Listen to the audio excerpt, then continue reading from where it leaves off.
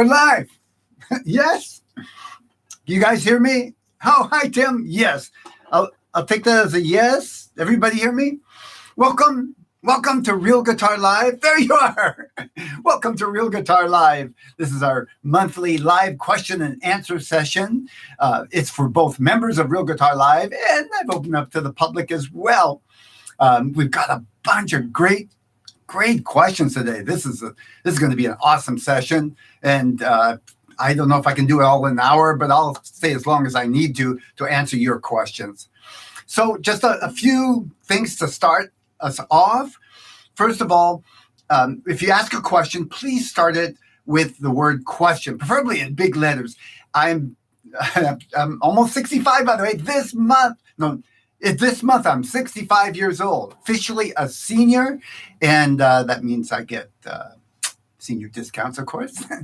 And my eyesight is not that great, even with the glasses. So when I'm looking at the chat, if I don't see question, there's much less of a chance I'm going to catch your question. And there's a lot of comments too, so I need to sort that out. Anyway, I'll do my best I can. And if I miss you the first time around, maybe you could ask again a little later and I'll catch it. Also, normally I would do a giveaway for members of Real Guitar Success. The drawing is what we call it, and those are for people who have completed the monthly practice plan, in this case for the month of September. I realized there's a problem this month. I scheduled the Real Guitar Live on October 1st. Yesterday was the last day of the practice plan for the month, and that didn't give people enough time to finish up. So I want to honor that. I really do want to give away the $50 gift card from Amazon. I'm going to give all members of Real Guitar Success one more week to complete the practice plan for September. I think that's only fair. And so next Thursday, I will give away that gift card. I'll do the drawing and give everybody a chance, at least throughout the weekend here, to complete the practice plan for the month of September. So that seems fair to me. Let me know if you think that that's not fair, but I don't think anybody at this point has completed the practice plan unless they got up really early this morning. Now, with that said, I'm going to start answering your questions. We have questions pre-submitted live and in the chat. So I'm going to start with the pre-submitted questions, and I'll go over to the chat, and I'll be looking especially for a question that chimes in. If you are live, you get a chance to, once I answer your question, to either ask someone another question, or if I didn't quite get it, to clarify. And I really appreciate that. By the way, I noticed the ones who have asked live, it gave me a little chance. I'm sorry, the ones who pre-submitted gave me a little chance to do a little research. And the first one's a perfect example. This one's from Paul. Paul, you've asked he's seen street musicians who play with backing tracks. In other words, the pre-record music without the guitar and without vocals, he says. And he wants to know where you can get some of these backing tracks. He wants to basically practice at home with backing tracks. Great question. And because you pre-submit the question, it gave me a chance to really do a little more deep dive into it and do some research. Now, I personally have never used practice tracks for popular songs. I use a lot of backing tracks, we call them. Some people call them karaoke, because it came from the people using backing tracks without the vocals. I've always pre-recorded my own. I've always recorded my own and then played those recordings when I play along in. As a matter of fact, I was a street musician for quite a few years, and I played in malls and farmers markets and many public places. And I used backing tracks a lot, but I always made my own. So I had to do a little research on where you would find popular songs. Keep in mind, Paul, and anyone who wants to do this, you really are asking for how you can access copywritten music. So if you're buying something, technically, the person who made those backing tracks really does have to pay royalties to the publishing company, actually, that the artists belong to. So if you get something that was kind of made and it's free, chances are they didn't pay royalties, and the quality is going to vary. If it's really good quality, they're going to have to pay royalties, and you're going to have to pay a reasonable amount for those backing tracks. So that said, let's get into this. So when you're talking about backing tracks for popular songs, there's three options that you can have. One is to find free ones, and I'll talk a little more about that, where you can search for that. You can pay for backing tracks, and there are companies that make backing tracks of popular songs and pay the royalties, and they're all legit. And finally, you can make your own. And there are several ways to make your own. You might be surprised. You don't have to be an expert recording musician to do that. And I'll talk more about that. Let's start with the free ones. Excuse me. Free. Believe it or not, YouTube has a lot of free backing tracks. So, and by the way, that's the word you want to search for, backing tracks. Background tracks didn't work so well for me, in case you try that. Backing tracks work. I think some other words might work, but start there, backing tracks. Jam tracks are another one. But often people think of jam tracks as basically just a recorded chord progression that you can jam over. In other words, practice your improvisation. And Paul's question is specific to playing songs. So I'm going to deal with that question first. YouTube, I would check there. Know that it's going to take some work. It's not as simple as type it in. And there's a lot of backing tracks on YouTube that have to do with chord progressions or non-copywritten music. Basically something somebody made up or just some standard chord progressions. To get something that's copywritten, it's going to be more work for the artist or whoever made this. And likely, if they put it on YouTube, they are going to get a claim. Basically, what it means is the publishing company is going to say, we want to roll royalties when somebody advertises on that video. So less likely, they have less incentive to do that. But it's worth a try. And I found some. I found a lot of what I call jam tracks and some song tracks on YouTube. There is a website also that seems fairly popular. It's called Free Guitar Backing Tracks, guitarbackingtrack.com. And I'll put a link in the notes when these are published. So you basically pay kind of like iTunes, but you pay for backing tracks. And they have lots of them, lots of popular songs, lots made for guitar as well as for other instruments. But that one is specific to guitar. No, I'm sorry. That one is free. My mistake. I didn't get to the paid one yet. That one is free. And I don't know. There's a lot on there, but I don't know the actual quality yet. And I would love for somebody who's tried that to chime in and maybe let us know what they found or what the pros and cons of that are. Now, if you buy pre-recorded tracks and pay, you're going to have more options because if they can make money on it, they have more incentive to make these backing tracks. One such website is Guitar Backing Tracks. Oh, that sounds very similar, huh? Instrumental MP3s without guitar. Again, I'll put a link to that actual website in the notes. Guitar Backing Tracks, if you just do a quick search for that, you'll find it as well. Guitar Backing Tracks. And there probably are some others that I didn't find, but that's a big one and probably cover most of your needs. I mean, I saw lots and lots of popular songs. And that's the one that it was priced similar to iTunes. Basically, you want to buy one song, and they have some collections and things too. They have not only for guitar, but for other instruments as well. But you can zero right in on guitar and get the backing tracks that you want for the popular songs. Now, make your own. I know on the surface, it sounds like, wow, you're going to have to play bass and guitar and do a lot of fancy stuff. But nowadays, it's gotten so much easier with the software out there. One way to make your own that I find very interesting is to use a free program called Audacity. Audacity is absolutely free, 100%, no upsells, nothing. And what you do is you take, like let's say you have an MP3 of a popular song that you want to play along with. You put it in Audacity, and then with certain settings, you can remove the guitar parts. Now, when I say that, what they're doing is they're finding the frequencies of the guitar, and then you can remove them. And there's more specific instructions to that I can find and link to as well. But the idea is that if you find the frequencies of the guitar is on, or if it's panned right or left, that kind of thing, it really helps. You have more chance to reduce it or eliminate it than if it's mixed in on both sides stereo and the guitar is a very broad frequency. So what I'm saying is that it's not 100% accurate all the time. Sometimes you can have great luck with it, sometimes not so much, a lot of times in between. Same with vocals, by the way. You can use the same idea for creating backing tracks for singing along with. Audacity, Audacity. I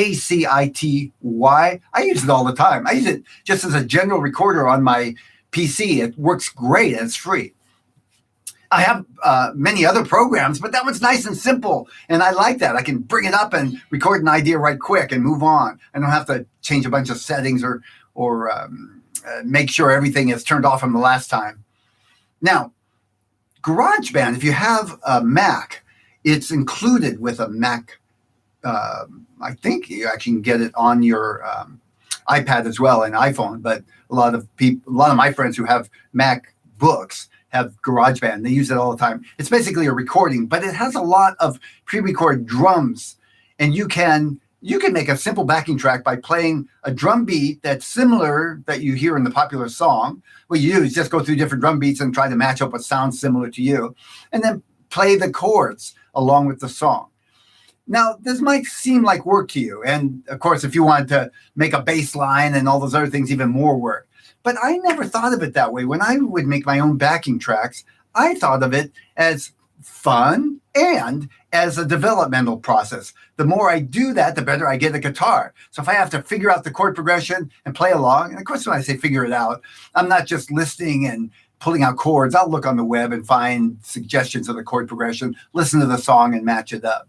So you get help by searching on the web. Anyway, I found that a great development, a great practice. And for me, it was more than just making backing tracks. It was a part of my practice and part of my learning how to create chord progressions. When I would play chord progressions, the sound would stick in my head and I would learn basically what sounds good and use that in my songwriting. Just a thought. Maybe something, you start small, maybe that could be a good way of practicing. I'd encourage you, if that appeals to you, to try to make time to do that, maybe a little every day, at least several times a week, because you get better at it. If you only do it once in a while, it's hard to see the progress, but it gets easier and easier. Now, finally, you can use a program called Band in the Box. And this is an amazing program. By the way, if anybody out there wants to learn more about this, let me know, especially in the comments. I won't see this chat after today again, but if you let me know in the comments or even send me an email, I would be willing to make a video on how to use Band in the Box to create backing tracks. Now, I'm happy to do that, but I want to know that people really want to see this. And if I don't get enough people saying that, I'm not going to spend the time. But I'd be happy to do that if there's enough people interested. I think it's fun. Band in the Box has a way of using chord progression. So you just put in the chord, say, I want this chord, and you can go online and find the sheet music to a song and just put in the chords. Now it has its drum beats built in already, and you would just search through and find a basically groove that fit the song at least fairly well. Doesn't have to be perfect. And then the software makes the backing track for you. You can download it. You can just play it in the program. You can make an MP3 out of it or a full-out WAV file, which is a very high-quality file. It's really cool. The downside is, Band in the Box, it's not a cheap program. It's a pricey program, but I think it's worth it. And, of course, I use it all the time, not only for making backing tracks, but I use it to make tracks for lessons. So it has double use for me. So that's pretty much the options that I think are realistic. If you know something, I would love to hear about it. Please leave something in the chat. I'll have somebody copy it over so that everybody can see your comments later. I'm sure there's lots of other either websites that have free backing tracks or people have tried different things that I've never tried. So I'd love to hear about it. Finally, I want to say, of course, the way that I would do it is I use recording software and actually record the guitar. I have software for the drums, and then I'd play the bass too. And again, for me, that was like practice. It wasn't just, I was doing all that, spending hours and hours just to make a backing track. I was doing it because I felt like it was making me a better musician, and I ended up with a backing track that I could play along with. And I think it's fun too. So, but that's the hardest way to do that because, obviously you have to be able to play the bass and hear the parts for the song that you're playing or have it written out somehow. So, hope that helps, Paul. Again, I will include some of these links in the notes, when it'll be out in a day or two, depending on my assistant Mike when he gets a chance to do this. I'm going to go on to the next question, and I'll be looking over in the comments in a minute. This one's from Tim C. Tim, I know you're on the call. This would be a good chance to chime in. He asks a fairly general question, and I want to start with a general question.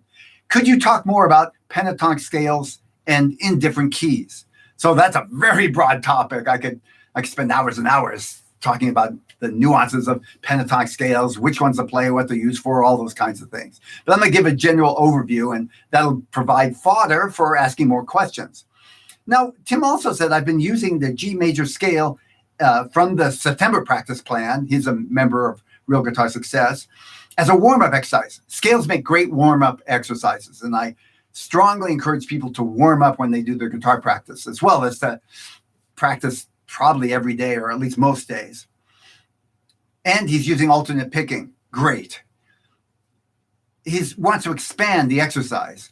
So I wasn't sure what that meant, because playing a major scale doesn't seem on the surface related to playing pentatonic scales. And I'm going to use that as a segue to talk about pentatonic scales. Major scales are 7 notes, 8 if you count the last one going back. So here's a major scale. That's a movable form. Wait a minute. Let's get a little taller here. How about that? Okay.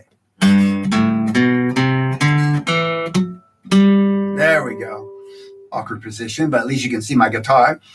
Now, that's a movable form of a G major scale. Starts on G, A, B, C, D, E, F sharp, and then G. So I say 7 because I'm not counting that last G.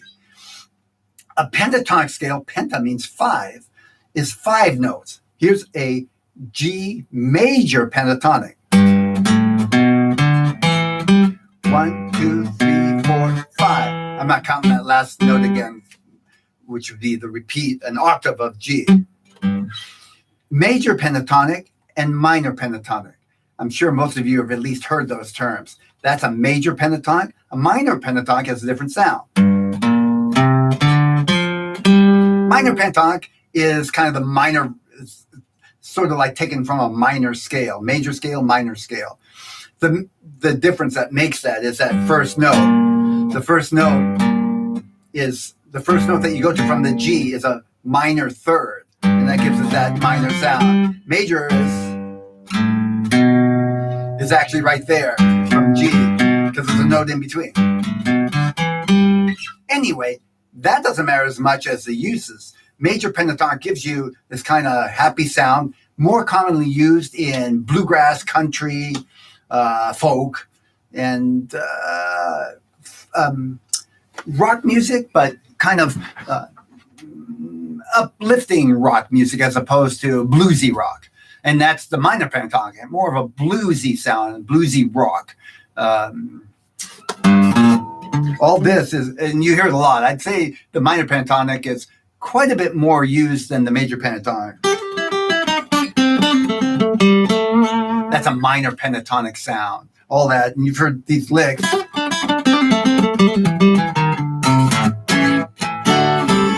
Because of the influence of blues in our rock music. Minor pentatonic is probably, if you were working on pentatonics, it's the place to start, unless you're clear, you just want to play country and bluegrass or folk music or some combination of that. By far, in our popular music, the minor pentatonic is more used.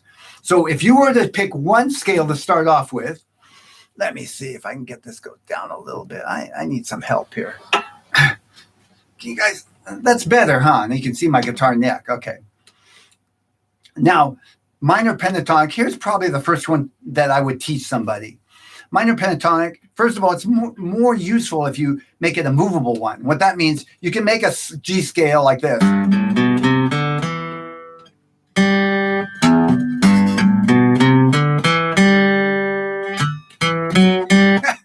Forgot my G scale.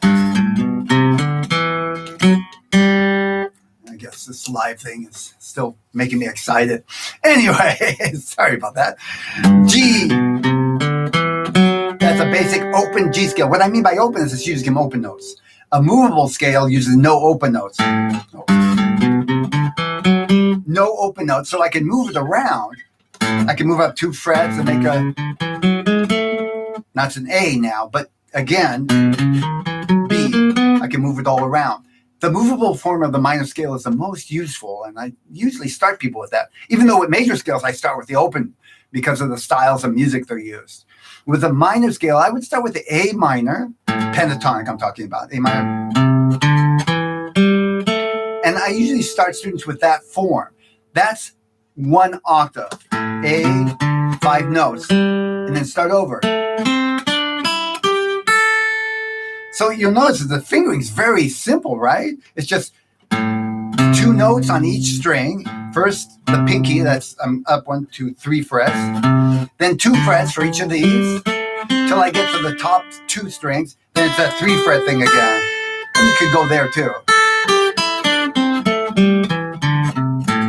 That's by far the first scale I would recommend if you're going to actually use the pentatonic at some point in the future. And when I have people practice scales, it's not just about, oh, I'm going to use those for a specific purpose like improvisation. It's also for ear training. By playing those scales, it actually helps with hearing how the notes fit together, which helps you in a whole broad sense. And the other thing, of course, is I have people warm up with scales so they can focus on getting good technique, and that applies to everything else that they do.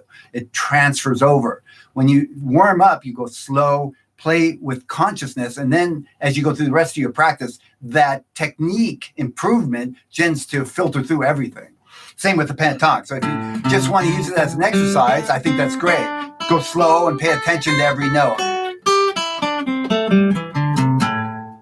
If you're using it for improvisation, over time, you take that scale and you add some licks, like, right? That's a lick. It's a common pattern of notes that you've heard over and over. And you mix that up with a scale to improvise. So you can play that. Now it's movable in many different keys. I wouldn't. I'd start with just the basic A major pentatonic and use it for a while, get used to it, maybe even try improvising with it, and then expand. Why?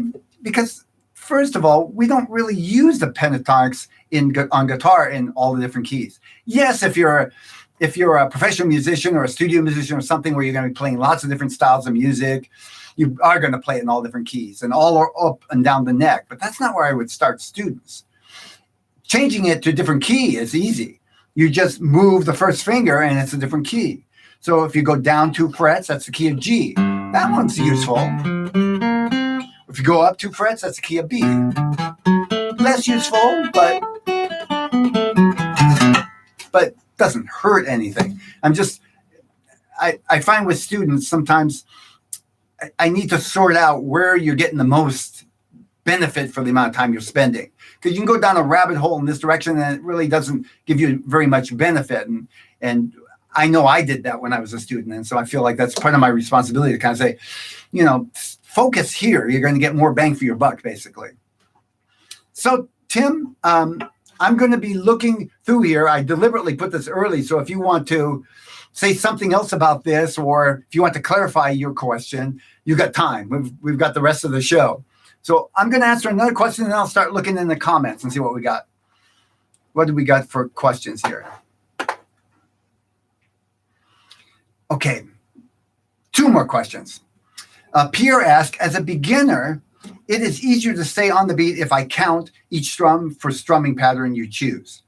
For example, counting 1, 2, 3, 4 as you strum. So I'm going to try and translate what I think Pierre is saying. He's saying he's learning the strum pattern, and he needs to count the pattern to do it right. 1, 2, 3, 4, like this. 1, 2, and 3 and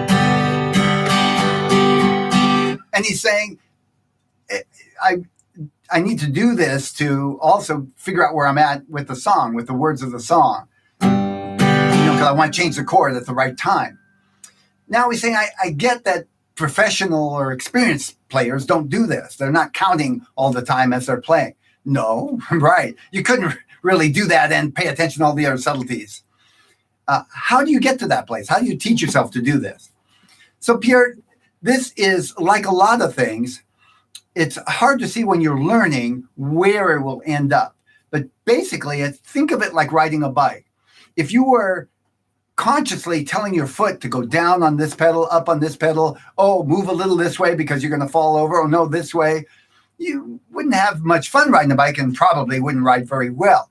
It needs to get to where it's all automatic. And that's what all of this is aiming towards. You're getting to where you don't have to count consciously. When I play a song, I don't think to myself 1, 2, 3, 4. I do sometimes tap with my foot just to keep the tempo of the song, not so much where I'm at in the measure. But I can feel when the sections of 4 beats or 3 beats, depending on the type of song. I can feel it. Dun, dun, dun, 4. That's I just know. I feel that's 4. I don't have to think that's 4. And that's where you're going to get to. But you need to practice. And you don't just practice songs. You need to practice exercises that will get you there faster. Practice exercises with chord progression so you can, after a while, not look at the chord progression and just feel where it's time to change. So if you keep trying to do that with songs, you'll probably prolong where you have to keep counting for a long, long time. If you practice exercises regularly and you get used to just feeling where the chord change when 4 beats are up, basically, you'll get there much faster. And I encourage you to do that. One more question. That's a good one. How can I learn to use hammer-ons when playing chords? I'm thinking of something like what I hear in the Willie Nelson song, Blue Eyes Crying in the Rain. And I went on YouTube and looked up that song. Here's what he's doing.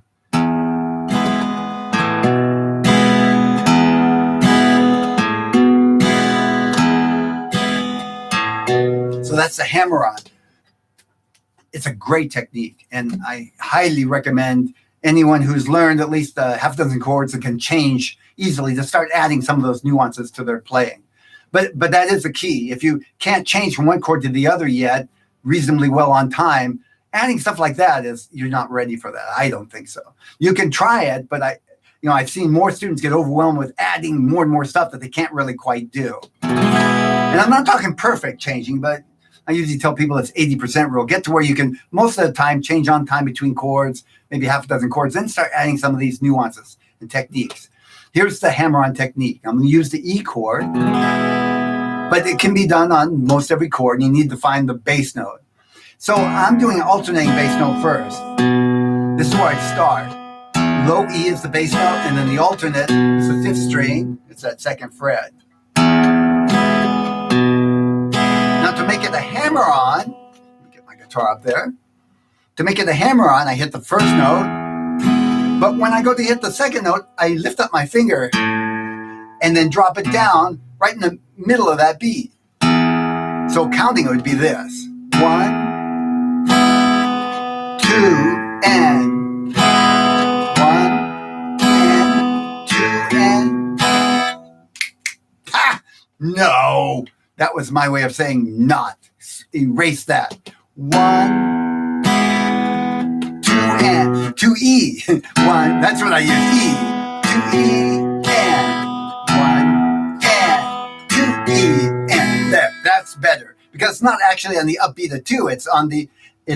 We're dividing that first upbeat in half again. That's where the E comes in. 1 and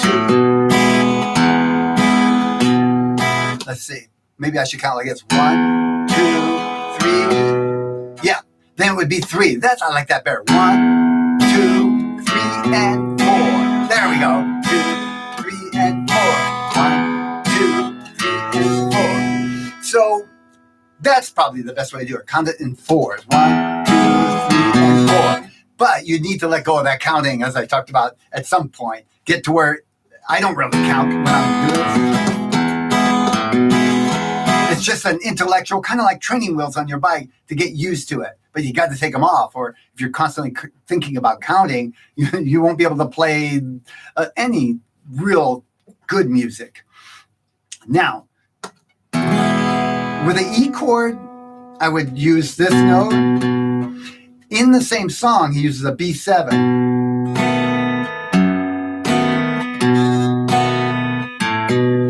And I would use this 5th string, open up, and then hammer down on the 2nd fret, just like the E.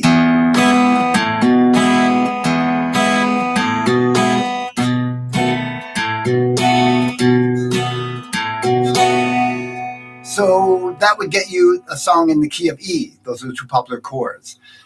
If you're just learning this, I would stop there. But eventually you want to figure out what bass note would work for other chords, depending on the key that you're playing in, or expand it little by little. I would not start with trying to figure out the hammer-on every chord, because you won't be able to do it. You might intellectually understand it, but you won't be able to use it. One more tip that I would use to stretch this. When I go to the B7, I would like to use an alternating bass note for this chord. And to do that, I can't use that open E. I would move my second finger over and play on the second fret.